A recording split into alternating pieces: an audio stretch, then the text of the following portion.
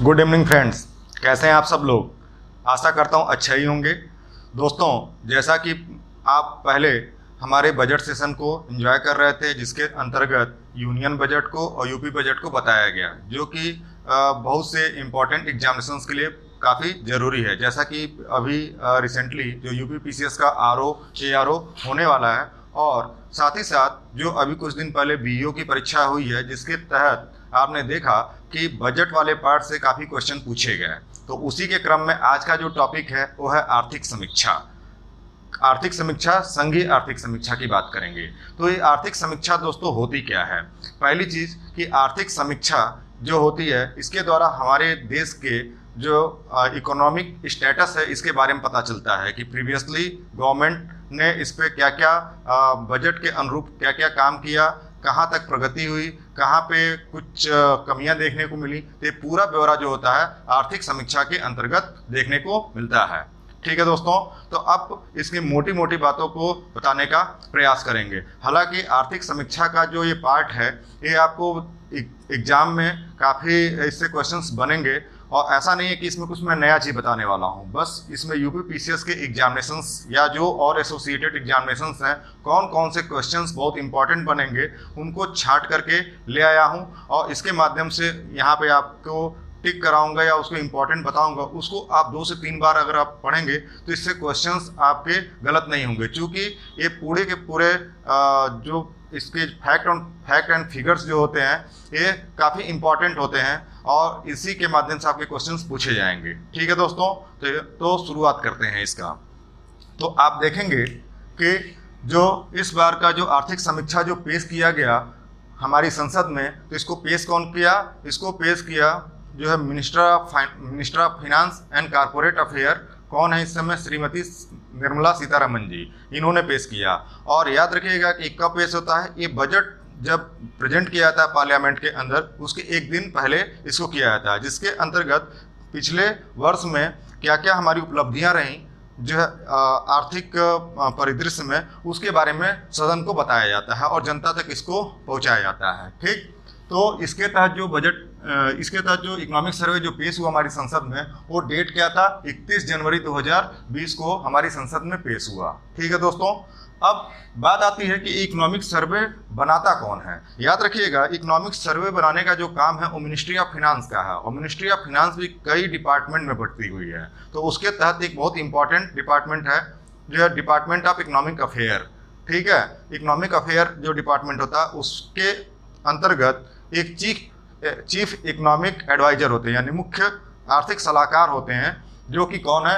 वो हैं कृष्णमूर्ति बी सुब्रमण्यम। इनके निर्देशन में इकोनॉमिक सर्वे को बनाया गया। हालांकि इकोनॉमिक सर्वे जो है 2 वॉल्यूम में 2019-20 का आपको देखने को मिलेगा। तो उसके क्रम में आप देखिए कि हर एक सर्वे का, जो कि हर साल पेश किया जाता है वित्तीय वर्ष में बजट के पेश करने के पहले, तो उसका एक थीम होता है। तो थीम क्या है दोस्तों? ये बहुत इंपॉर्टेंट है आपके एग्जामिनेशंस के लिए। इसको याद रखिएगा, मैं बताता जाऊंगा, टिक कराता जाऊंगा, इसको आप नोट करते रहिएगा। इसके माध्यम से आप इसको 2 से 3 बार पढ़ेंगे तो आपके काफ़ी क्वेश्चंस क्लियर हो जाएंगे। ठीक, और अब आजकल क्वेश्चन सीधे सीधे ऐसे नहीं पूछे जा रहे हैं कि किसमें कोई चीज़ इंक्रीज हुआ, कितना डिक्रीज हुआ। अब उसके पूरे फैक्ट के साथ साथ कंसेप्चुअल डेटा भी जोड़ दिया जा रहा है, तो बहुत इसको ध्यान से आपको पढ़ना होगा। ठीक, तो याद रखिएगा कि थीम क्या था? बाजारों को सक्षम करना। ठीक है, उसके बाद से व्यापार समर्थक नीतियों को बढ़ावा देना और अर्थव्यवस्था में विश्वास को मजबूत करना। ये 3 मुख्य थीम प्रस्तुत किए गए किसमें? इकोनॉमिक सर्वे के अंतर्गत। तो इन तीनों पार्ट को आप अच्छे से समझ लीजिएगा। इसी को इधर उधर करके, मतलब ऑप्शंस में आपको क्या किया जाएगा, थोड़ा सा जांच किया जाएगा, टेस्ट किया जाएगा, और इसी में अगर जो आप सही से पढ़े रहेंगे तो आसानी से इसका जवाब दे पाएंगे, और नहीं पढ़े रहेंगे तो एग्जामिनर्स के जो क्वेश्चन का जो जाल है उसमें आप ट्रैप हो जाएंगे। ठीक है, तो याद रखिएगा, इसको बहुत ध्यान से पढ़ना है। इसके बाद से हर एक सर्वे में क्या होता है कि कुछ टारगेट भी फिक्स किए जाते हैं। टारगेट क्या है? टारगेट याद रखिएगा, 2025 तक 5 ट्रिलियन की इकॉनमी बनाना है। किसको? इंडिया को। ये भी इसी सर्वे में रखा गया है। और याद रखिए कि ये क्वेश्चन अभी हाल ही में जो बीईओ की परीक्षा हुई यानी खंड शिक्षा अधिकारी की जो परीक्षा हुई है उसमें क्वेश्चन पूछा जा चुका है। तो आप सोच के देखो कि जो चीज़ें यहाँ बताई जा रही हैं वो आपके एग्जामिनेशन में डायरेक्ट या इनडायरेक्ट रूप से पूछी जा रही हैं। ठीक, इसके साथ तो आप याद रखिएगा 5 ट्रिलियन की इकॉनमी बनाना है। और करेंटली अभी अगर हम बात करें तो अपनी इकॉनमी का आकार कैसा है, अपनी इकॉनमी का जो आकार है वह 2.9 ट्रिलियन इकॉनमी का आकार है और इसके बेसिस पे इसको किस में कन्वर्ट करना है, 5 ट्रिलियन की इकॉनमी बनानी है 2025 तक। तो ये भी क्वेश्चन आपका इंपॉर्टेंट होता है। इसके साथ इकोनॉमिक सर्वे को अगर हम बांटें तो इसको वॉल्यूम फर्स्ट में अगर हम देखेंगे तो याद रखिएगा कि वर्ल्ड इकोनॉमिक में जीडीपी ग्रोथ जो है 2019-20 और 2018-19 इसको लिया गया है। तो इसके तहत देखोगे कि 2018-19 में 6.2% का जीडीपी ग्रोथ रहा है, जबकि ये 2019-20 में 4.8% का जीडीपी ग्रोथ आंका गया है। तो आप एक यहाँ पे क्लियर कट आप देख रहे हो कि डेटा के माध्यम से कि यहाँ पे जो है थोड़ा सा गिरावट देखने को मिली है। तो ये वाला फैक्ट जो आपको याद करना पड़ेगा, ये वाला जो फिगर आपको याद करना पड़ेगा। और याद रखिएगा इकोनॉमिक सर्वे में याद रखिए कि केवल 1 साल पहले का ही डेटा या कंपेरिजन करने के लिए नहीं होता है, या इसको 10 साल पहले का भी लिया जा सकता है। यानी आप 2010 से लेकर के 2020 तक क्या आमूलचूल परिवर्तन हुए हमारी आर्थिक व्यवस्था के अंतर्गत, ठीक है। या हो सकता है 2011 से 14 तक क्या हुआ, 14 से 19 तक क्या हुआ। तो ये पूरा का पूरा एक क्रम है जिसके तहत आपको देखने को मिलेगा। तो जो मुख्य मुख्य बातें हैं उसी को मैं लाने का प्रयास किया हूँ। वैसे तो इकोनॉमिक सर्वे काफ़ी बड़ा है, लेकिन इसकी मुख्य बातों को जो कि आपके एग्जाम के हिसाब से काफ़ी जरूरी हो, ठीक। इसके बाद से याद रखिएगा कि 2018-19 में जीडीपी जीबीए की लगातार गिरावट हुई है। जीबीए का मतलब क्या होता है, ग्रॉस वैल्यू एड, ठीक। तो इसको याद रखिएगा। और जीडीपी आप जानते ही हो, तो इसको इकोनॉमी वाले सेक्शन में आपने बखूबी पढ़ा होगा। तो इसके तहत याद रखिए कि जीडीपी में भी गिरावट देखने को मिली है और जीबीए में भी गिरावट देखने को मिली है, ठीक। इसके साथ साथ आप कमेंट सेक्शन में जरा इन दोनों के अंतर को जरा बताइएगा कि जीडीपी और जीबीए में मुख्य डिफरेंस क्या होता है दोस्तों। तो 2019 में आप देखोगे कि वैश्विक उत्पादन में वृद्धि कितनी रही, वो है 2.9%। और याद रखिए कि ये 2009 के बाद सबसे निचली वृद्धि दर थी, क्योंकि 2009 में क्या हुआ था, 2008-9 में एक ग्लोबल रिसेशन देखने को मिला था। तो उसके बाद से क्या है कि वैश्विक उत्पादन में जो दर है वो धीरे धीरे क्या होती जा रही है, कम होती जा रही है, ठीक है। ऐसा क्यों, क्योंकि अभी आप 1 साल पहले से आप देख रहे हो कि ग्लोबल इकोनॉमिक स्लोडाउन का कंडीशन देखने को मिल रहा है। और करेंटली अभी की जो बात करें, जो एक वैश्विक महामारी कोरोना वायरस इस समय जड़ बनाया हुआ है वैश्विक पटल पे, तो उसके वजह से पूरी इकोनॉमी, पूरी वर्ल्ड की इकोनॉमी एक तरीके से अपने शिथिलता की तरफ बढ़ती जा रही है। यानी धीरे धीरे आप ग्रोथ रेट देख रहे हो, तो ये क्या हुआ, पूरा हिला डुला एक आपको देखने को मिलेगा, ठीक। तो ऐसे इस रूप में इंडिया में भी आप देखोगे और वैश्विक रूप में भी देखोगे कि इकोनॉमिक ग्रोथ की हालत खराब है। क्यों, क्योंकि ज़्यादा से ज़्यादा आपका जो वर्ल्ड वाइड जो फंडिंग की बात करें तो ये क्या है कि पूरा इस बीमारी से निजात पाने के लिए, इस महामारी से निजात पाने के लिए खर्च हो रहा है, जिससे कि और ज़रूरी चीज़ों पे खर्चे में कटौती की जा रही है, जिससे आप देख रहे हो कि इकोनॉमिक स्टेटस या इकोनॉमिक हालात जो हैं वो गिरता ही जा रहा है, ठीक है। इसके बाद से देखोगे IMF की रिपोर्ट की अगर हम बात करें दोस्तों, तो IMF की एक रिपोर्ट है, वो क्या है, वर्ल्ड इकोनॉमिक आउटलुक, ठीक। IMF क्या करता है, IMF जो होता है बैलेंस ऑफ पेमेंट से को बैलेंस करने के लिए, या जो कंट्री लोन लिया तो उसको अल्पकालिक या दीर्घकालिक लोन होते हैं उसको बैलेंस करने के लिए क्या होता है, लोन देता है। तो उसके तहत आप देखो एक IMF रिपोर्ट के तहत जो अक्टूबर 2019 में आई थी, उसके तहत ये बताया गया कि भारत विश्व की 5वीं बड़ी इकॉनमी होने का अनुमान जताया गया है दोस्तों।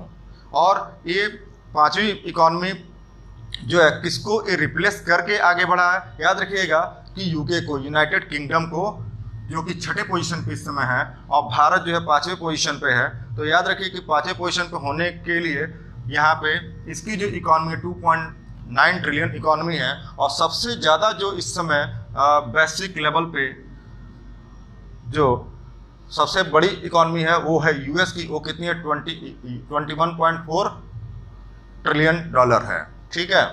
तो ये आपके क्वेश्चन बहुत इंपॉर्टेंट है, ये पूछा जा सकता है, इसको आप मार्क कर लीजिएगा। इसके बाद इकोनॉमिक सर्वे आप देखोगे, अब मैंने जैसे पहले ही बताया कि केवल 1 साल पहले का डेटा नहीं, इस बार इस सर्वे में डेटा जो है 2009 से लिया गया है, और देखिए 2009 से 2014 तक और 2014 से 2019 तक का एक डेटा प्रस्तुत किया गया। अब इसमें क्या क्या शामिल है उसको थोड़ा सा जो है अच्छे से देखते हैं, इसको तो ध्यान लगा के देखिएगा।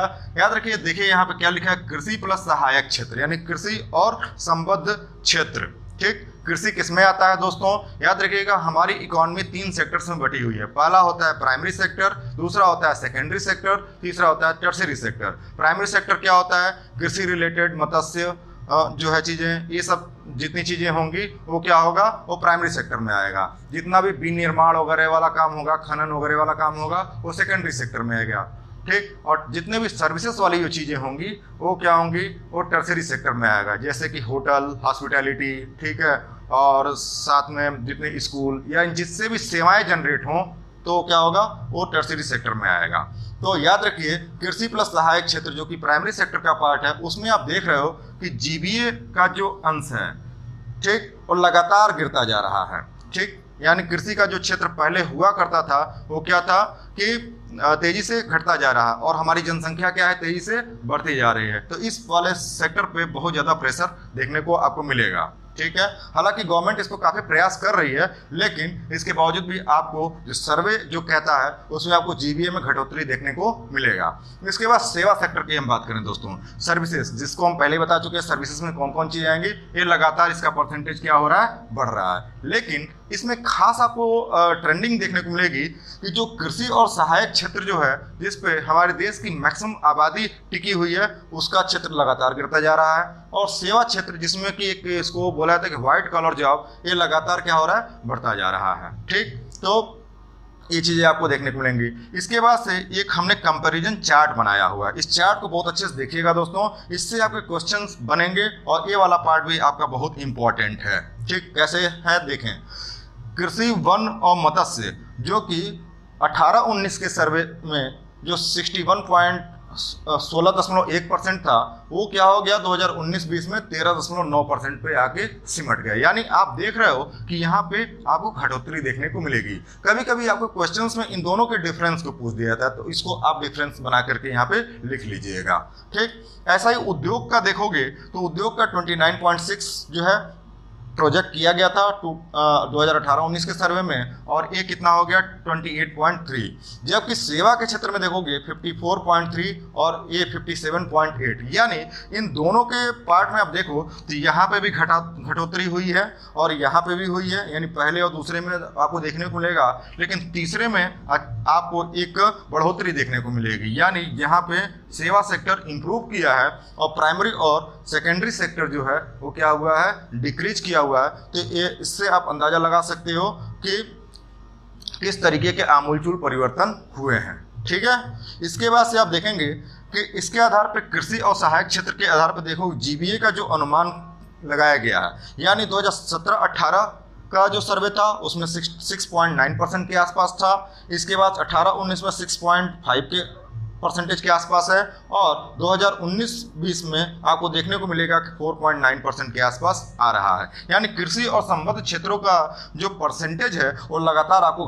घटोतरी के मार्ग में देखने को मिल रहा है, यानी घट रहा है। इसके साथ जीडीपी का जो अनुमान किया गया मार्केट प्राइस पे, इसको आप थोड़ा ढंग समझ लीजिएगा अपने इकोनॉमी वाले सेक्शन में कि मार्केट प्राइस क्या होता है, ठीक है, करंट प्राइस क्या होता है, ये सभी चीज़ें आप अच्छे से समझ लीजिएगा। तो इसमें आप देखो जीडीपी के अनुसार भी देखोगे 7.2%, 6.8%, 5%। यानी आपको इस वाले सेक्शन में क्या है कि डेटा सिर्फ देखना होगा दोस्तों, फैक्ट सीधे डायरेक्ट ऐसे पूछ देता है कि सेवा क्षेत्र का परिवर्तन कितने से कितने परसेंट हुआ या कितना परसेंट परिवर्तन हुआ, चेंजिंग आई, तो दोनों का डिफरेंस भी आप नोट कर लीजिएगा। फिस्कल इवेंट के बारे में बात करते हैं, यानी जितने भी राजकोषीय घटनाक्रम है इस इकोनॉमिक सर्वे में उससे रिलेटेड बात करते हैं। तो आप देखो इकोनॉमिक सर्वे 2019-20 में टोटल एक्सपेंडिचर की हम बात करें, यानी टोटल खर्चों की बात करें, तो लगभग 27.86 करोड़ जो है ये खर्चा हुआ है, जो कि जीडीपी का कितना परसेंट है, 13.2% है। ठीक,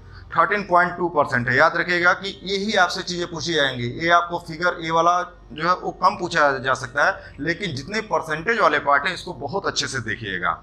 ठीक, तो इसमें आप देखोगे कि लगभग 19.63 करोड़ रुपए ये क्या किया, रेवेन्यू रिसिप्ट के तहत यानी राजस्व प्राप्तियों के तहत खर्चा हुआ। तो याद रखिएगा कि 9.3% के आसपास ये इस जीडीपी के आकार में बैठता है, और बाकी जो है जितना था वो कैपिटल रिसिप्ट के तहत आया, वो लगभग 3.9% के आसपास है।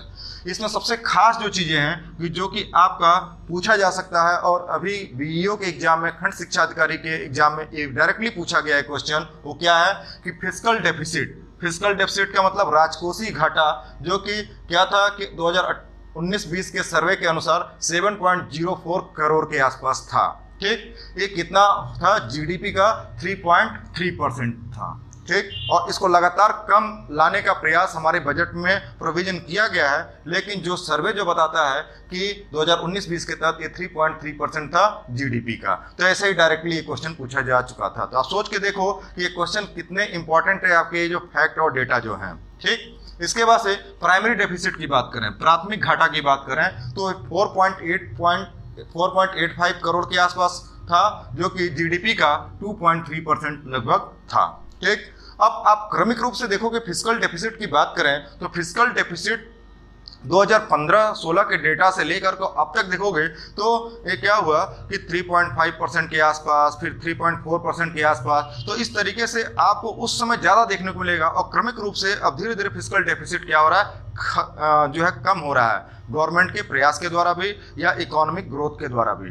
ठीक, तो आप देख सकते हो कि 3.3% इस वाले सर्वे में दिखा है। हो सकता है कि आगे आने वाले सर्वे में आपको देखने को मिले कि 3 पॉइंट पे आ जाए, उसके बाद 2 पे भी आ सकता है, 2.5 पे आ सकता है। तो इससे क्या होगा कि इकोनॉमी और मजबूत कंडीशन में देखने को मिलेगी। ठीक, इसके बाद आप देखेंगे सब्सिडी। सब्सिडी याद रखिएगा दोस्तों, पिछले वाले बजट सेशन में अगर आप सब्सिडी के बारे में समझना चाहते हो तो बजट वाला जो मैंने लेक्चर लिया था तो उसमें बताया था कि सब्सिडी क्या होता है, उसको आप देख लीजिएगा।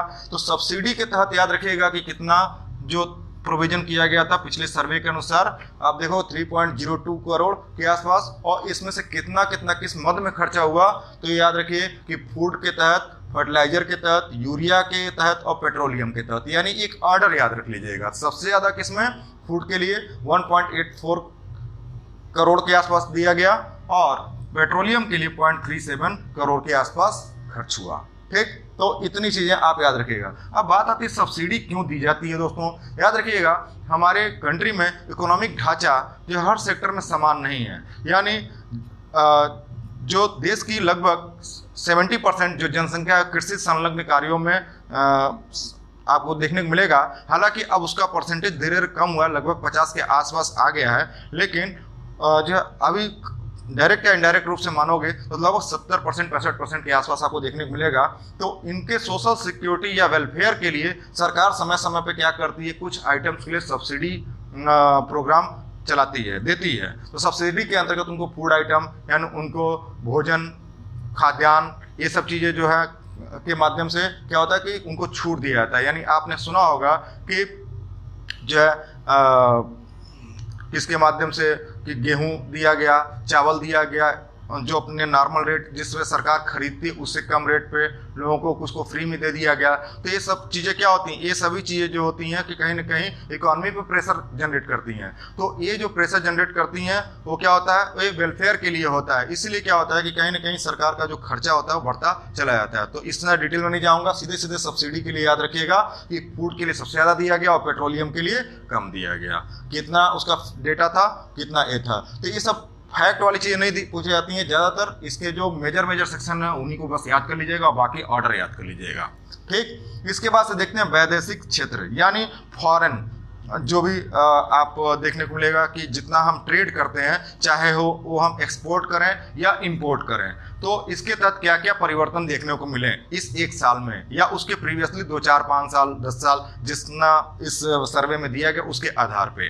ठीक, तो याद रखिए भुगतान संतुलन सुधार के लिए क्या किया गया कि क्या क्या काम किए गए। तो इसको जो है एक्जिम यानी एक्सपोर्ट इंपोर्ट, इसके आधार पे हम क्या करते हैं कि इसका गणना करते हैं या इसका अनुमान लगाते हैं। ठीक, याद रखिए विदेशी मुद्रा कोष, ये बहुत इंपॉर्टेंट क्वेश्चन है, बहुत इंपॉर्टेंट प्रश्न है कि अक्सर कई बार आपका पूछा गया। हो सकता है कि आरओ जो 2016 की जो परीक्षा है, जो कि 13 सितंबर को प्रस्तावित था, बट किन्हीं कारणवश उसको 20 सितंबर को कर दिया गया, तो उसमें यही एक क्वेश्चन पूछ दे, क्योंकि ये क्वेश्चन लगातार हमने ट्रेंडिंग जो पकड़ा है, देखा है, तो उसमें ये क्वेश्चन लगातार आता रहा है। तो याद रखिएगा, इसमें आपको क्या याद रखना है, ये लगभग 412.9 अरब डॉलर था ये मार्च 2019 में, और आप देख रहे हो कि सितंबर में ये बढ़ करके 433.7 अरब डॉलर हो गया, और उसी के साथ साथ 10 जनवरी 2020 में 461.2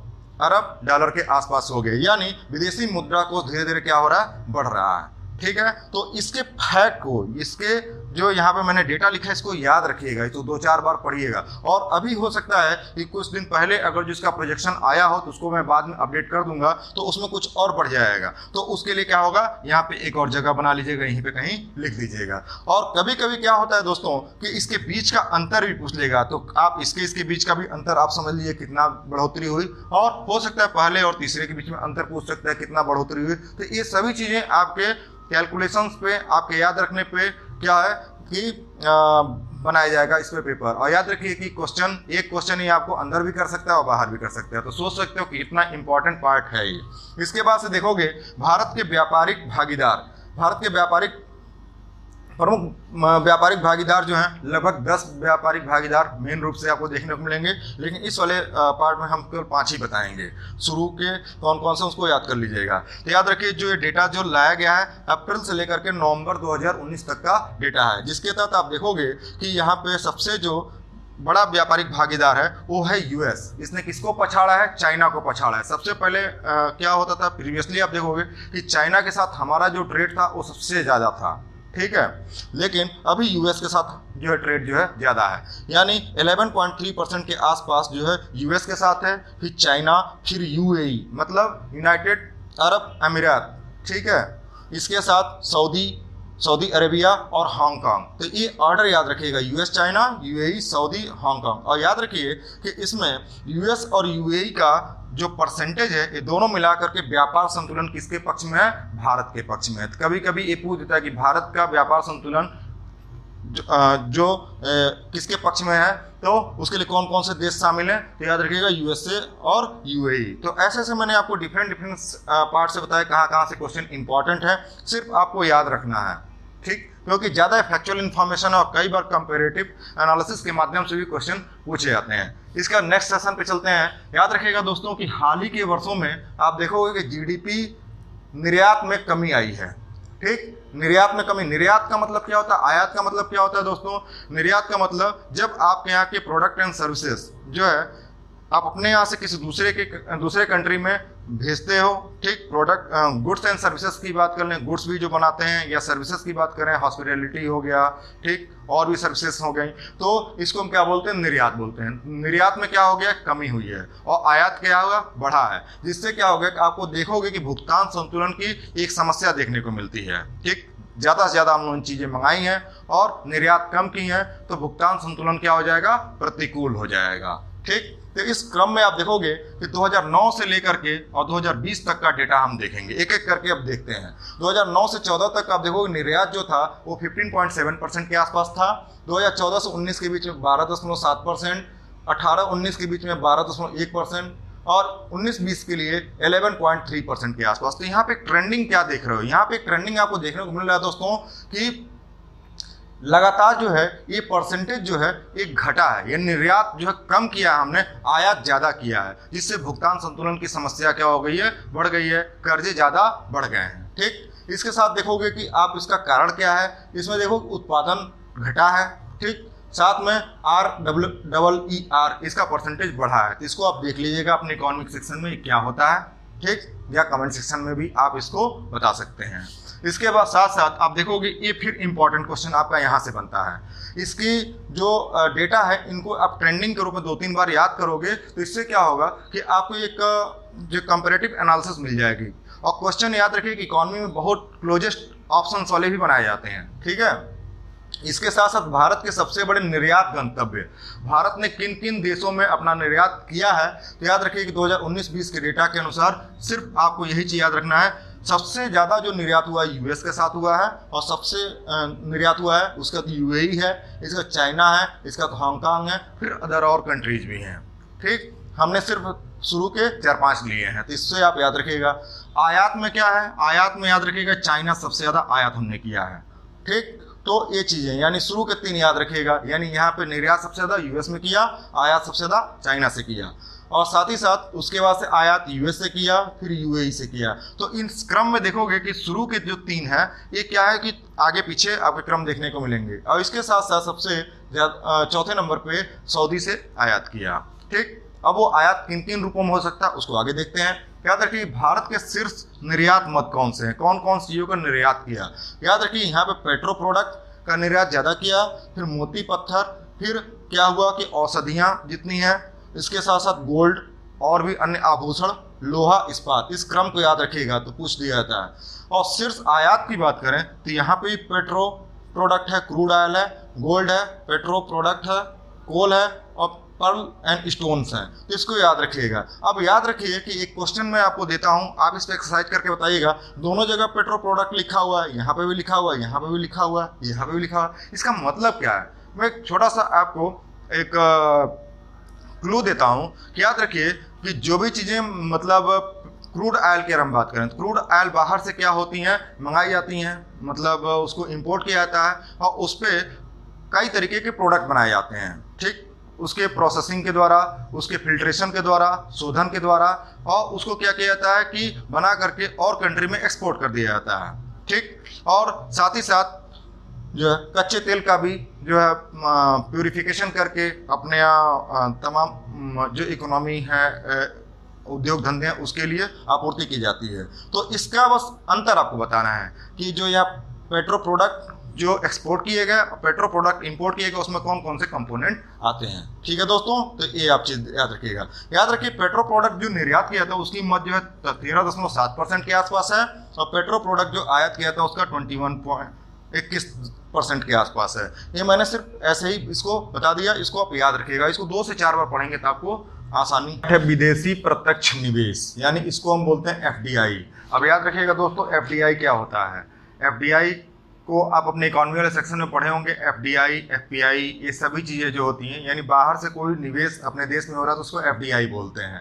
तो मुख्य अंतर आप करके बताइएगा कमेंट सेक्शन में कि एफडीआई और एफपीआई में मेन डिफरेंस क्या होता है। तो याद रखिए कि विदेशी प्रत्यक्ष निवेश जो है देखा जाए तो मार्च 2014 से लेकर के 2019 तक का जो डेटा कहता है कि भुगतान संतुलन में थोड़ा सा सुधार हुआ है। ऐसा क्यों, जबकि पहले आप इसके वाले पार्ट में पढ़े कुछ देर पहले कि भुगतान संतुलन लगातार प्रतिकूल होता जा रहा है। क्यों, क्योंकि जो है एक तरीके से जो खर्चे हैं वो बढ़ते जा रहे हैं। तो इस क्रम में आप देखोगे कि एफडीआई के आने की वजह से क्या होता है कि इकॉनमी को बल मिल रहा है, और लगभग 2014 से लेकर के 2019 तक एफडीआई दोगुना हो जाता है, जिससे क्या होता है कि तरह तरह के इन्वेस्टमेंट होते हैं, जिससे कि सरकार को फायदा भी होता है, और साथ साथ में जीडीपी का आकार भी बढ़ता है, जिससे आपको काफ़ी बढ़ोतरी देखने को मिलती है। तो भुगतान संतुलन के लिए थोड़ा सा सुधार आपको देखने को मिलेगा, लेकिन पूरा सुधार नहीं। इसके साथ साथ आप देखोगे आरबीआई का जो डेटा जो कहता है 2009 से 14 तक की अगर हम बात करें तो 2009 से 14 तक की बात करें तो निवल एफडीआई की हम बात करें तो ये 92.51 अरब डॉलर के आसपास है, और 2014 से 19 तक की बात करें तो 163.87 अरब डॉलर है। यानी यहाँ पे आप देखो कि एक ड्रेस्टिक चेंज क्या हुआ है कि यहाँ पे आपको परिवर्तन देखने को मिल रहा है। यानी यहाँ पे क्या हुआ कि जो है एफडीआई की जो दर है ये क्या है, बढ़ी है। यानी बढ़ी है तो कहीं ना कहीं कुछ ना कुछ सुधार आपको इकोनॉमी में देखने को मिला है।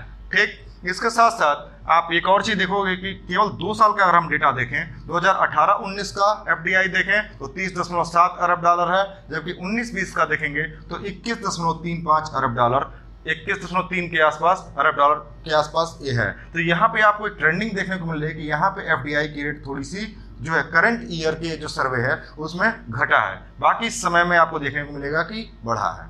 ठीक, इसके साथ साथ आप देखोगे विदेशी ऋण। विदेशी ऋण का मतलब क्या होता है, कि जो कुछ हम मल्टीलेटरल सोर्सेस के माध्यम से या बायलैटरल ट्रीटी के माध्यम से, मल्टीलेटरल ट्रीटी के माध्यम से, तमाम एग्रीमेंट के माध्यम से अलग अलग देशों से जो आप इकॉनमी में देखने को मिलता है कि क्या हमने इंपोर्ट किया, क्या हमने एक्सपोर्ट किया, तो उसके तहत जो विदेशी ऋण जो अपने देश के ऊपर है वो क्या है। तो इकोनॉमिक सर्वे 2019-20 ये कहता है कि 2016-17 की बात करें तो कुल विदेशी ऋण जो था वो 471.3 अरब डॉलर था। ठीक, इसके बाद 2018-19 की बात करें तो 543.2 अरब डॉलर था। इसके साथ साथ 2019-20 की बात करें तो 557.5 अरब डॉलर के आसपास। तो इसमें खास ट्रेंडिंग आपको देखने को मिल रही है दोस्तों कि यहाँ पे क्या है कि यहाँ से लेकर के यहाँ तक क्या है कि ये बढ़ा है, यानी विदेशी ऋण लगातार क्रमिक जो है वर्षों में एक बढ़ोतरी देखने को मिली है। ठीक है, तो इस डेटा को आप याद रखिएगा। ऐसे ही आपके क्वेश्चंस बनेंगे, जहां जहां बहुत इंपॉर्टेंट चीजें हैं उसको मैं ज्यादा फोकस कर रहा हूं, और जो चीजें ऐसे ही सिर्फ उसको ऐसे ही बता के निकलूंगा। ठीक, इसके बाद से आप देखिए कि ये तो हो गया कुल विदेशी ऋण जो है उसके आप इकोनॉमी के आकार में, या देख सकते हैं कि जो मुद्रा है उसके आकार में बताया। अब मैं जीडीपी के आकार में बताऊंगा। जीडीपी परसेंटेज के रूप में आप देखोगे तो 2009 से 14 तक कुल विदेशी ऋण जो था जीडीपी का कितना परसेंट था, 23.9% था। याद रखिएगा ये डेट 9 से 14 तक का, ऐसे भी आपको पूछा जा सकता है, प्रबल चांसेस हैं। इसके साथ साथ 2014 से 19 तक की अगर हम बात करें तो 19.7%। इसके बाद 2018 से 19 की बात करें तो 19.8%, और साथ ही साथ 2019-20 की बात करें तो 20.1% के आसपास। तो आप देखो कि यहाँ पे आपको एक परिवर्तन क्या देखने को मिल रहा है कि यहाँ पे पहले जो था 23.9, फिर धीरे डिक्रीज हुआ है, फिर बढ़ा है, यानी घटने और बढ़ने की क्रम जो है लगातार जारी है। तो आपको ये परसेंटेज पूछा जा सकता है एग्जाम में। ठीक, और ऐसा क्यों हुआ है आप देख सकते हो कि कुछ इसमें आप विदेशी ऋण जो है लगातार क्या हो रहा है कि यहाँ पे सबसे ज्यादा पहले विदेशी ऋण था 2009 से 14 के डेटा में देखोगे, और 2019-20 तक कुछ विदेशी ऋण की जो अमाउंट है वो कम हुई है, उसका परसेंटेज जो है जीडीपी के रूप में कम हुई है। ऐसा क्यों हुआ है, उसके पीछे जो तर्क जो इकोनॉमिक सर्वे में दिया गया है वो क्या है कि ड्यू टू द एफडीआई के ज़्यादा आने की वजह से क्या हुआ, काफ़ी संरचनात्मक सुधार भी हुए हैं। साथ साथ पोर्टफोलियो इन्वेस्टमेंट के आने की वजह से सुधार आपको देखने को मिला है, और साथ में ईसीबी यानी एक्सटर्नल कमर्शियल बोरोइंग भी जो है बढ़ी है। तो ये तीनों चीज़ बढ़ने की वजह से आपको इकोनॉमी में कुछ आपको बेहतर संकेत देखने को मिले हैं। ठीक, इसी के क्रम में आप देखोगे कृषि एवं खाद्य प्रबंधन में क्या क्या जो है सर्वे कहता है, तो उसके तहत आप देखोगे कि लगभग 80% जनता कृषि पर निर्भर है। आप पहले मैंने कुछ देर बताया 70%। याद रखिएगा कृषि और संबद्ध, यानी कई बार क्या होता है कि एक तो होता है डायरेक्टली कृषि में इन्वॉल्वमेंट, और एक होता है कि कृषि से रिलेटेड। जैसे मान लो हम बात करें कि जैसे आलू है, तो आलू को प्रोड्यूस कौन कर रहा है, किसान प्रोड्यूस कर रहा है, तो कंप्लीट प्राइमरी सेक्टर हो गया। लेकिन आलू से कई तरीके के प्रोडक्ट बनाए जा रहे हैं, यानी फूड प्रोसेसिंग इंडस्ट्रीज के द्वारा कोई चिप्स बना रहा है, कोई कुछ बना रहा है, तो उसमें भी तो काफ़ी जो है लोग इन्वॉल्व हैं। तो इसके तहत आप देखोगे कि डायरेक्ट या इनडायरेक्ट रूप से जो लोग इसमें इन्वॉल्व हैं वो क्या है, लगभग 80% के आसपास जनता इसमें इन्वॉल्व है देखने को मिलेगी। और उसमें से 82% के आसपास जो हैं लगभग किसान लघु एवं सीमांत हैं, जिनके पास क्या होता है लगभग 1 हेक्टेयर से कम की जो है जमीन है, जिस पर अपना खेती वगैरह का कार्यक्रम करते हैं। इसके साथ साथ आप देखोगे कि इस सर्वे में क्या बात की गई है कि उपाय किए गए हैं किसानों की आय को दोगुना करने का। इस चीज़ को बहुत अच्छे से समझ लीजिएगा दोस्तों, क्योंकि इससे आपके क्वेश्चंस आपके ऑप्शंस को मल्टीपल ऑर्डर में बना करके दिया जा सकता है और यहीं आप फंस सकते हैं। तो इसको ध्यान सुनिए, क्या किया गया, आय सहायक स्कीम लाने का प्रयास किया गया कि आय को बढ़ोतरी के लिए कौन कौन से स्कीम लाए जाएंगे, जिसको आप अपने बजट के सेक्शन में देख सकते हो कि प्रीवियसली जो बजट लाया गया उसमें देख सकते हो क्या क्या परिवर्तन। फसल बीमा के लिए प्रधानमंत्री फसल बीमा योजना लाई गई, जिसके तहत आप देखोगे कि जो किसानों को जो नुकसान होता था तमाम प्राकृतिक आपदाओं की वजह से या और चीज़ों की वजह से, उसके लिए सरकार ने क्या किया, बीमा का प्रोविजन किया, जिसके माध्यम से काफ़ी सुधार देखने को मिला। ऐसा नहीं बीमा पहले नहीं था, बीमा पहले भी था, लेकिन उसको और स्ट्रेंथन करके क्या किया गया कि किसानों को और ज़्यादा लाभ दिया गया, जिससे कि उसकी आय बढ़ सके। इसके साथ साथ अपशिष्ट प्रबंधन की बात करें, अपशिष्ट प्रबंधन यानी जितने भी फर्टिलाइजर और भी चीज़ें हैं और भी तमाम तरीके से जो भूमि की उर्वरता के लिए जो जो बाधक चीज़ें हैं उनमें मैनेजमेंट किया गया, जिससे कि इनकी आय बढ़ सके, किसानों का ज़्यादा पैसा मतलब इंसेक्टिसाइड, पेस्टिसाइड इन सबको खरीदने में ज़्यादा खर्चा ना हो, ऑर्गेनिक फार्मिंग पे जोर दिया गया। तो इससे भी आप देखोगे कि कहीं न कहीं उनकी आय बढ़ने का चांसेस बढ़ेगा। इसके साथ कृषि विपणन में सुधार। कृषि विपणन, याद रखिएगा, विपणन के पहले पुराने तरीके थे और उसी को ऑनलाइन कर दिया गया, जिसके तहत ई नैम वगैरह की संकल्पना लाई गई, जिसके माध्यम से जो ट्रेडिंग होगा वो क्या होगा, एक तो होगा कि वो क्लियर होगा सरकार के डेटाबेस में, उसके पूरे जो है कितना खरीद हुआ, कितना खरीद फरोख्त हुआ, कितना सेल हुआ, ये सभी चीज़ें आएंगी। और साथ में एक आपको बेहतर सिस्टम देखने को मिलेगा, जिसके माध्यम से किसान अपना प्रोडक्ट को आसानी से जो सरकार द्वारा निर्धारित जो रेट है उस पर बेच सके और लाभान्वित हो सके, अपने आय को दोगुना कर सके, बचा सके और ज़्यादा इन्वेस्टमेंट कृषि में कर सके। ठीक है दोस्तों, तो हाल ये आशा करता हूँ ये सब चीज़ें आपको समझ में आ गई होंगी। इसके साथ साथ आप देखोगे जीबीए एट करंट प्राइस पे जीबीए की अगर हम बात करें तो कृषि एवं सहायक क्षेत्र में ये दोनों डेटा बहुत इंपॉर्टेंट, याद रखिएगा। 2014-15 में 18.2% के आसपास था, तो 2019-20 में 16.5%, यानी आप देख रहे हो कृषि का जो रकबा है या क्षेत्र है वो लगातार क्या हो रहा है, घटता जा रहा है। कृषि और वानिकी प्लस मछली पालन 2019-20 में इसका जीबीए में परसेंटेज जो है 2.8% की दर से बढ़ा है। यानी कृषि वानिकी यानी जितने भी हॉर्टिकल्चर से रिलेटेड आप देख सकते हो, बागवानी से रिलेटेड जो चीज़ें हैं ये बढ़ी हैं। वृक्षारोपण के कार्यक्रम तमाम सरकार के द्वारा चलाए गए, ठीक, और भी एसोसिएटेड जो वानिकी के अंतर्गत आता है वो काम हुआ है। मछली पालन भी बढ़ा है, तो इसमें आप देख सकते हो जीबीए के परसेंटेज में ये चीज़ें आपको देखने को मिलेंगी। तो ये आपको परसेंटेज वाली जो चीज़ें याद रखनी है। इसके साथ साथ फूड प्रोसेसिंग इंडस्ट्री जो डायरेक्टली क्या है प्राइमरी सेक्टर पर डिपेंडेंट है, उनसे रिलेटेड जो चीज़ों में बढ़ा है वो 5.6% के रेट से बढ़ा है। इसके साथ साथ उद्योग का अगर हम देखेंगे तो दो होता है, एक होता है करंट प्राइस, ठीक, तो करंट प्राइस के रूप में देखोगे तो ये आपका डेटा इंपॉर्टेंट हो जाता है। 2019-20 की अगर हम बात करें तो उद्योग का जो वैल्यू एडिशन जो हुआ है यानी मूल्य संवर्धन जो हुआ है वो आप देख सकते हो कि 2019-20 में 2.5% के रेट से हुआ है और 2018-19 में 6.9% के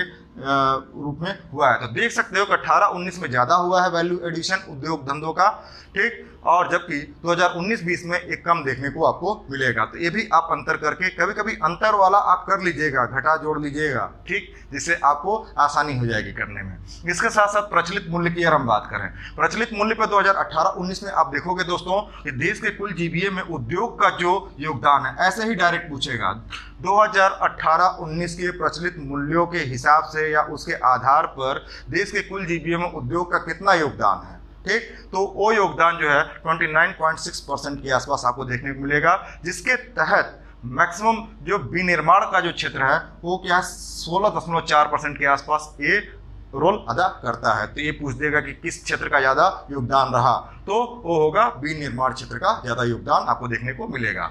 इसके साथ साथ सामाजिक अवसंरचना की बात करें, सोशल इंफ्रास्ट्रक्चर की बात करें, सामाजिक रूप से क्या क्या सुधार हुए, तो उसमें आप देखोगे कि इसके तहत एसडीजी की बात की गई, सस्टेनेबल डेवलपमेंट गोल यानी संपोषणीय विकास लक्ष्य की बात की गई, जिसके तहत इंडिया में जो बात की गई एसडीजी इंडिया इंडेक्स, ये 2018 में भी 2017 में भी इस तरीके से आपको देखने को मिलेगा और 2019 में भी इस पर काम किए गए, जिसके तहत आप देखोगे कि 2018 में जो एसडीजी इंडेक्स जो इंडेक्सिंग की गई वो कितनी थी, तो लगभग जो लक्ष्य हैं एसडीजी गोल के वो 17 लक्ष्य हैं, यूएन द्वारा जो रिकॉग्नाइज किया गया है, यूएन द्वारा बताया गया है, जिसके तहत भारत 17 में से 13 लक्ष्यों पर काम किया और उसके तहत 62 इंडिकेटर तैयार किए गए। ये याद रखिएगा कि कितने लक्ष्य लिए गए, 13 लक्ष्य, और उसके तहत 62 इंडिकेटर पे काम किए गए। इसके साथ साथ 2019 में आप देखोगे कि एसडीजी जो है जो टारगेट्स थे उसमें 17 जो लक्ष्य लिए गए तो उसमें 16 लक्ष्यों पे काम किया गया, यानी सिर्फ एक कम याद रखिएगा। और इसके तहत इंडिकेटर्स कितने लिए गए थे, वो 100 इंडिकेटर्स लिए गए थे। तो इसके तहत दो तरीके की कैटेगरी बनाई गई, एक था फ्रंट रनर कैटेगरी, एक था एस्पेरेंट कैटेगरी, जिसके तहत क्या किया गया कि कुछ इंडेक्सिंग में स्टेट्स के बीच में ये देखा गया कि कौन से स्टेट्स ने क्या क्या एसडीजी नॉर्म्स के हिसाब से कितना ग्रोथ किया है, कितना उसमें परिवर्तन किया है, कितना जो है उसमें लाभ देखने को मिला है। तो ये सभी चीज़ आप देखोगे कि नीति आयोग, अब याद रखिए कभी कभी भी पूछ देता है एसडीजी इंडेक्स 2019 कौन बनाया, ठीक, तो याद रखिएगा नीति आयोग, और नीति आयोग किसको रिप्लेस करके बना है, वो है योजना आयोग। ठीक, तो नीति आयोग ने एसडीजी इंडेक्स 2019 को दिया, जिसके तहत कौन कौन से स्टेट्स हैं, इस स्टेट्स को एक बार क्रम में 2-3 बार याद करोगे तो ये याद हो जाएगा, और इसके तहत आप आसानी से देखोगे कि सबसे खास इसमें देखने को क्या मिलेगा कि जितने स्टेट्स लिखे हुए हैं ये सब फ्रंट रनर स्टेट्स हैं, और इसमें यूनियन और स्टेट्स दोनों शामिल हैं। और याद रखिए कि फ्रंट रनर की कैटेगरी में ही आए, कोई एस्पिरेशनल कैटेगरी में यानी आकांक्षी कैटेगरी में नहीं आया। कौन कौन से हैं वो एक बार पढ़ देता हूँ। केरल है, हिमाचल प्रदेश है, तमिलनाडु है, आंध्रा है, तेलंगाना है, कर्नाटक है, गोवा, सिक्किम, चंडीगढ़, पुडुचेरी, यानी टोटल इतने जो है नीति आयोग इंडेक्स में। आप तो नंबर 1 पे कौन है, केरल है, और आप देख सकते हो कि पुडुचेरी क्या एक यूनियन टेरिटरी है। उसके साथ साथ ऑल इंडिया एसटीजी इंडेक्स, ये याद रखिए बहुत छोटा क्वेश्चन है और पूछ दिया जाएगा, और यहीं से आपके क्वेश्चन अगर सही होंगे तो आप इन भी हो सकते हो, गलत होंगे तो आउट भी हो सकते हो। तो याद रखिएगा कि 2018 में ये ऑल इंडिया जो एसटीजी इंडेक्सिंग जो थी वो 57 पे थी, और यहाँ पे क्या हो गया 60 पे आ गया 2019 में। तो एक तरीके से देख रहे हो ग्रोथ हो रहा है। तो मैंने एरो जो ऊपर बनाया है वो अप का साइन दिखाता है, यानी ग्रोथ हुआ है, और जो मैंने डाउन जो कहीं कहीं पे यूज किया है जो एरो, तो ये दिखाता है कि उसमें घटोतरी हुई है। इसके साथ साथ इस इकोनॉमिक सर्वे में एक खास चीज पे जोर दिया गया इस बार। कौन सा वो चीज है, पहला था वो क्या था वो शब्द, वो थालीनॉमिक्स को लेकर के बात की गया। किसके द्वारा, हमारे union minister, union finance minister and corporate minister के द्वारा क्या किया गया कि बताया गया थालीनॉमिक्स के अंतर्गत भारत में भोजन की एक प्लेट की अर्थव्यवस्था की बात की गई। एक प्लेट की अर्थव्यवस्था जिससे कि आम आदमी का कल्याण हो सके दोस्तों। तो उसके तहत क्या था, 2006-07 से 2019-20 तक का डेटा लिया गया। तो उसके तहत देखा गया कि 2 बातें आप ध्यान रखिएगा, शाकाहारी थाली की कीमत और मांसाहारी थाली की कीमत दोनों में क्या हुआ, कमी आई। ठीक, उसकी कीमत में कमी आई। तो कीमत में कमी आएगा तो क्या होगा, आम आदमी आसानी से उसको खरीद सकता है और अपना भरण पोषण कर सकता है। तो उसके तहत क्या परिवर्तन देखने को मिला, वो इंपॉर्टेंट बात है कि शाकाहारी थाली की कीमतों में 29% की कमी दर्ज की गई, जबकि मांसाहारी थाली की कीमतों में 18% की कमी दर्ज की गई। ठीक, इसी के साथ साथ कुछ और भी पार्ट्स हैं इस इकोनॉमिक सर्वे में, जिसको आगे वाले पार्ट्स में बताते हैं। वो आर्थिक समीक्षा के अन्य महत्वपूर्ण, यानी इस वर्ष की जो आर्थिक समीक्षा है 2019-20, इसके तत्वाधान कौन कौन से मुख्य बातें और जो इस लेक्चर के पहले वाले पार्ट में नहीं दी गई, तो वो चीज़ें मैं बताने का प्रयास करूंगा। इसको भी बहुत बारीकी से ध्यान से सुनने का प्रयास करिएगा। यहाँ पे भी आपके क्वेश्चन छुपे हुए हैं, बताता हूँ कैसे। देखिए, याद रखिएगा वित्त वर्ष 2020-21 में जीडीपी ग्रोथ जो अनुमानित है वो कितना है, 6.65%, और 2019-20 में लगभग 5% के आसपास रहा। लेकिन ये जो है 20-21 का जो अनुमानित किया गया, ये लगभग जनवरी के लास्ट में किया गया इसको। ठीक, और मार्च के समय से लेकर के और अब तक आप देख रहे हो कि ग्लोबल पैंडेमिक सिचुएशंस पूरे वैश्विक पटल पे बनी हुई है, जिसके तहत सभी देशों की अर्थव्यवस्था में काफ़ी हलचल आपको देखने को मिला है। काफ़ी जो इकोनॉमिक ग्रोथ है वो नीचे जाने के संकेतक हैं। तो उसके अकॉर्डिंगली जो है कुछ डेटा आपके बदल जाएंगे। ठीक, तो उस क्रम में आप जो प्रोजेक्शन किया गया इकोनॉमिक सर्वे में, ये आप मान चलिए इतना है, इतने पे अनुमानित है। लेकिन जो लेटेस्ट डेटा अभी आएगा तो आगे वाले लेक्चर में उसको अपडेट कर दूंगा। ठीक, इसके साथ साथ आप देखोगे अर्थव्यवस्था में वृद्धि, अब इसमें कौन कौन सी मुख्य बातें और कही गई। अर्थव्यवस्था में वृद्धि को बढ़ावा देने के लिए राजकोषीय घाटे के लक्ष्य को आसान करना पड़ेगा, यानी राजकोषीय घाटे के जो लक्ष्य हैं उसको आसान करना पड़ेगा, उसको कम करने का प्रयास करना पड़ेगा। ठीक, मतलब फिजूल खर्ची से बचना होगा। तो इन सब चीज़ों पर ज़्यादा फोकस करने की बात की गई है। इसके साथ साथ कुशल बैंकिंग की आवश्यकता। याद रखिए अभी आज के डेट में हमारे जो देश में क्या चल रहा है कि मर्जर ऑफ बैंकिंग के बारे में बातें चल रही हैं, यानी क्या किया जा रहा है कि हर छोटे बैंक जो प्रॉब्लम से गुजर रहे हैं, मतलब कौन सी प्रॉब्लम, सबसे बड़ी प्रॉब्लम तो एनपीए की प्रॉब्लम है। ठीक, तो और भी एसोसिएटेड प्रॉब्लम है, तो उनको मर्ज करके एक जो बैंकों की संख्या कम करते जा रहे हैं और एक सशक्त बैंक के साथ उसको जोड़ दे रहे हैं। तो इसमें भी क्या है कि इसको सुदृढ़ करना होगा, यानी कुशल बैंकिंग की आवश्यकता। ठीक, प्रॉपर स्टाफ ट्रेनिंग की बात करें या मतलब जो लोन दिए जाएं उसकी प्रॉपर रिकवरी की बात करें, ठीक, सोशल वेलफेयर की बात करें, इन सभी चीज़ों का मैनेजमेंट बहुत अच्छे लेवल पर करना होगा। साथ ही साथ बैंकिंग सिस्टम पर तत्काल ध्यान देने की ज़रूरत है। ठीक, तो इसके लिए तमाम इकोनॉमिक्स के पैनल और अच्छे से इस पर काम करे, तो ये भी चीज़ें जरूरी हैं। साथ साथ आप देखोगे आर्थिक स्वतंत्रता एवं धन सृजन को बढ़ाना, इसकी बात की गई है। मतलब आर्थिक स्वतंत्रता दी जाए, धन सृजन को और सेक्टर से बढ़ावा दिया जाए और सरकार के हस्तक्षेप को रोकने की बात किया गया है। या कहने का मतलब ये है कि सरकार हर सेक्टर में उसको हस्तक्षेप ना करे, इससे क्या होगा कि इकोनॉमी में ग्रोथ आपको देखने को मिलेगा। ऐसी बातें कही गई हैं इसमें। इसके साथ साथ सेवा सेक्टर की हम बात करें दोस्तों, तो सेवा सेक्टर में 55% के आसपास जो ग्रोथ देखने को आपको मिलेगा, यानी 55% रोल अदा करता है। ठीक, तो इसके तहत सॉफ्टवेयर निर्यात की हम बात करें तो 40 से 50% सॉफ्टवेयर निर्यात का ही भाग है या इसका रोल है। ठीक, इसके बाद से आप देखोगे 8 कोर इंडस्ट्रीज की बात करें तो 8 कोर इंडस्ट्रीज की बात करें तो उर्वरक उत्पादन में बढ़ोतरी देखने को मिली है। और आपसे आशा करता हूं कि आपको बताना होगा कमेंट सेक्शन में कि 8 कोर इंडस्ट्री क्या है, कौन कौन सी हैं और उसमें किसका मतलब परफॉर्मेंस बहुत बढ़िया रहा और किसका परफॉर्मेंस खराब रहा, तो आप कमेंट सेक्शन में आप बता सकते हैं। इसके साथ साथ ग्रीन बॉन्डिंग की बात करें दोस्तों, ग्रीन बॉन्डिंग की बात करें तो ये क्या है कि ग्रीन स्टॉक्स की बात, जैसे वृक्षारोपण या और भी कई तरीके से मतलब सस्टेनेबल डेवलपमेंट को एम्पावर करना, इनकरेज करना। ठीक, तो इन सब पे बात की जाती है, वृक्षारोपण की बात की जाती है, ग्रीनरी की बात की जाती है। तो इसके तहत जो सबसे ज़्यादा जो ग्रीन बॉन्ड की बात करें तो चाइना उसके ऑर्डर में है, इसका इंडिया है, मैक्सिको है, ब्राज़ील है, पोलैंड है। याद रखिएगा चाइना लगभग 110 बिलियन बॉन्ड की बात करता है, ग्रीन बॉन्ड की, और इंडिया जो है 10 बिलियन। यही बस डिफरेंस याद रखिएगा, यहाँ पे 110 है, यहाँ 10 है, सिंपल बस नहीं। इसके साथ साथ कृषि क्षेत्र में समृद्धि, मतलब कृषि क्षेत्र में ग्रोथ कितना है। ठीक, मतलब अब इस ग्रोथ का किस रेफरेंस में बात की जा रही है, इसके लिए 3 डेटा दिए गए, इसको ध्यान से देखिएगा। ये डेटा है 2014-15, 2018-19, 2019-20। इसके तहत राष्ट्रीय आय में कृषि का कितना योगदान है, तो राष्ट्रीय आय में कृषि का जो योगदान की बात करें दोस्तों तो 18.2% जो था वो 2014-15 के जो है के समय में आपको देखने को मिला। उसका 2018-19 की बात करें 16.1% के आसपास और 19-20 की बात करें तो 16.5% के आसपास। ये जीडीपी के परसेंटेज के रूप में है। अब देखो यहाँ पे एक खास चीज देखने को मिल रहा है, ट्रेंडिंग देखने को मिल रही है कि लगातार जो राष्ट्रीय आय का योगदान जो कृषि सेक्टर से आता है वो लगातार घट रहा है और किसका बढ़ रहा है, वो सेवा सेक्टर का बढ़ रहा है। तो यहाँ से भी आप अंदाजा लगा सकते हो।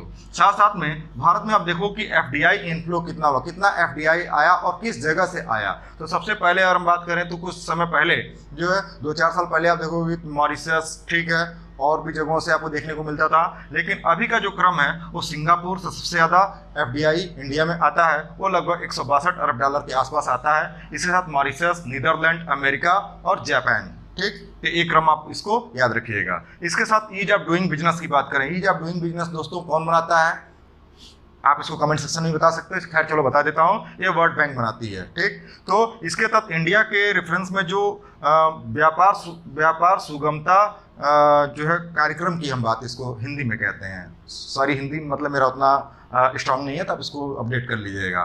ठीक, तो इसको आप देख लीजिए 2014 में ये ईज ऑफ डूइंग बिजनेस की बात करें तो 142 पोजीशन पे इंडिया था और 2017 में ये 100 रैंकिंग पे आ गया, यानी 42 अंकों की इसमें बढ़ोतरी हुई। इसके साथ साथ देखोगे 18 में 77 और 2019 में 63वें रैंक पे, ये आपको याद रखना होगा। ठीक, कभी कभी इन दोनों में डिफरेंस भी पूछ देता है, तो डिफरेंस वाला मैंने पहले ही बताया कि जहाँ जहाँ आपको डेटा टाइप की चीज़ें मिले वहाँ पे आप डिफरेंसेस पहले से ही बना के रखो। ठीक, अब याद रखिए ईज ऑफ डूइंग बिजनेस का लिटरल मीनिंग क्या होती है कि व्यापार करने के लिए किसी भी देश में कितनी आसानी से कंडीशंस उपलब्ध कराए जाएं, मतलब आसानी से कोई व्यापार खोल सके, कोई कर सके, तो उसके जो रैंकिंग में 63 है। जबकि यूरोपियन कंट्री की बात करें या और भी देशों की जो डेवलप्ड नेशन है वहाँ पे मतलब इस रैंकिंग में और ज़्यादा सुधार है, यानी वहाँ पे आप आसानी से लोन पा सकते हो, आसानी से व्यवसाय कर सकते हो। साथ ही अब बात होती है मान्यता प्राप्त स्टार्टअप की बात करें। स्टार्टअप का मतलब क्या होता है, गवर्नमेंट के माध्यम से या और भी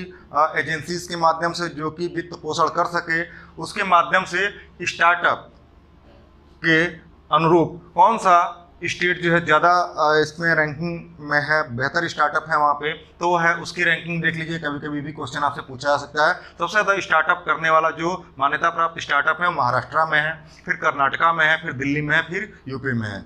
उसके साथ साथ कच्चा इस्पात उत्पादन, स्टील का कहाँ पे होता है? तो याद रखिएगा चाइना नंबर 1 पे है, इसके साथ साथ भारत है। ठीक, इसका जापान, यूएस, साउथ कोरिया, शेष विश्व बाकी में आएगा। इसका कच्चा इस्पात खपत की बात करें, याद रखिएगा यहाँ उत्पादन है, यहाँ खपत का। तो याद रखिए उत्पादन हो और खपत है दोनों में चाइना नंबर 1 पे है। इसका चाइना खपत में पहले नंबर पे यूएस है, फिर इंडिया है। और याद रखिए इंडिया में पर कैपिटा जो है इस्पात की खपत है 74 केजी के आसपास देखने को आपको मिलेगा। इसके बाद से कुल मछली उत्पादन की बात करें, कुल मछली उत्पादन वो दोनों सोर्सेस से अंतर्देशीय और समुद्री। समुद्री का मतलब इंडिया के जो कोस्टल बाउंड्रीज है उसके जहाँ पे भारत का अधिकार है, यानी नॉटिकल माइल्स के रूप में आप इसको अपने ज्योग्राफी वाले सेक्शंस देख सकते हो। तो उसके तहत याद रखिएगा कि जो कोस्टल एरिया के आसपास के इलाके वहाँ से और विभिन्न स्टेट्स के बीच में जो पोखर, तालाब वगैरह इन सब से जो निकाले जाते हैं तो उसके बाद उसको अंतर्देशीय बोलते हैं। तो उसके तहत आप देखोगे तो आंध्रा, वेस्ट बंगाल और गुजरात, यही ऑर्डर आपको याद रखना हो। सबसे ज़्यादा मतलब मछली प्रोडक्शन मतलब दोनों सोर्सेस से आंध्रा में होता है। इसके साथ एनपीएस की बात करें दोस्तों, एनपीएस न्यू पेंशन स्कीम की बात करें तो याद रखिएगा एनपीएस जो 2003 से पहले के जो गवर्नमेंट सेक्टर में जो लोग काम करते थे तो उनको पुरानी पेंशन स्कीम के तहत फायदा मिलता था, पेंशन दी जाती थी। और 2003 के बाद से जो लोग ज्वाइन किए हैं गवर्नमेंट सेक्टर्स में तो उनको क्या होता है, न्यू पेंशन स्कीम के तहत दिया गया है।